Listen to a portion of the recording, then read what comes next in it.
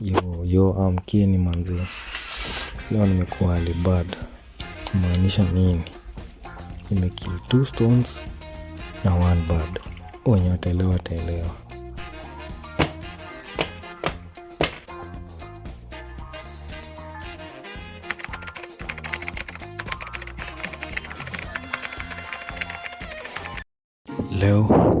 Leo ni siku ya practice.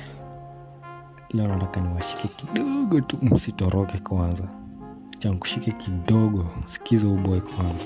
So, you've decided that you want to start drawing to become the next Da Vinci. Here are the first 5 fundamental drawing exercises that you can do as a beginner. Numero 1. Lines. The first thing you shouldn't do as a beginner artist is to start with complicated things like drawing a face, a dinosaur, or your sister, which ends up looking like an alien from Mars. Hizo lines manzi zimenipea lines kwa kichwa yangu. So sikiza, ndio mimi nakuta ndio stage. Haya, tuende kazi.